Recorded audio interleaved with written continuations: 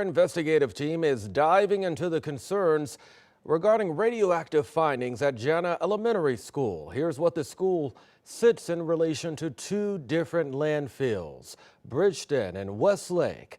They're less than 10 miles apart. Radioactive waste from the Manhattan Project is buried at the Westlake landfill. And there's an underground fire burning at the Bridgeton landfill, which could threaten the hazardous material.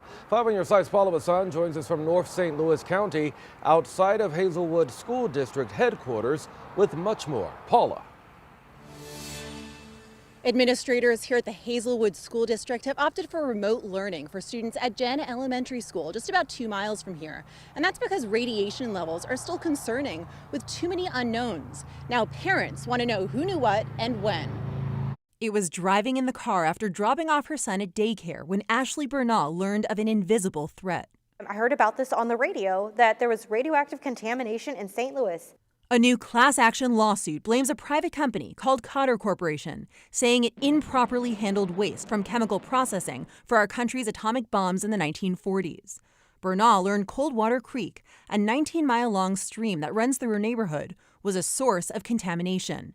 And for 7 years, this PTA president has been demanding answers. Do you think that there was lack of transparency throughout the process? Absolutely, but I really do put the blame of lack of transparency back to the Army Corps of Engineers and the Department of Energy. They came and made a presentation in June and basically told the school board members that there was no contamination. But a CDC report in 2019 told a different story. It estimated that long-term exposure to Coldwater Creek could have increased the risk of developing lung cancer, bone cancer, or leukemia. It also says the risk was low, likely not resulting in detectable increased cancer rates in the community. Do you feel you were lied to? By the Army Corps of Engineers, 100%.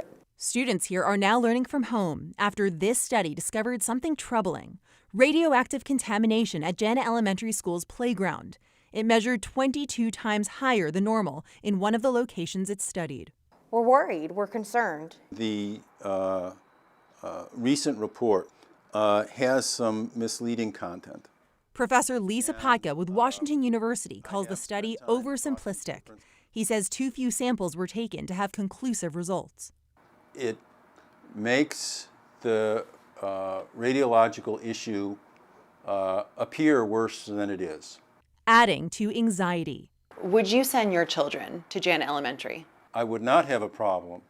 Is your report misleading in any way? No. I believe that the level of concern is warranted. We stand by our report. The study's author, Marco Kaltofen with the Boston Chemical Data Corporation, says more investigation is necessary. Bernaugh is just glad she trusted her gut.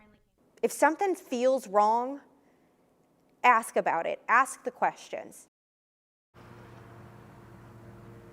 Parents tell us students at Jana Elementary School will be learning from home until at least Thanksgiving.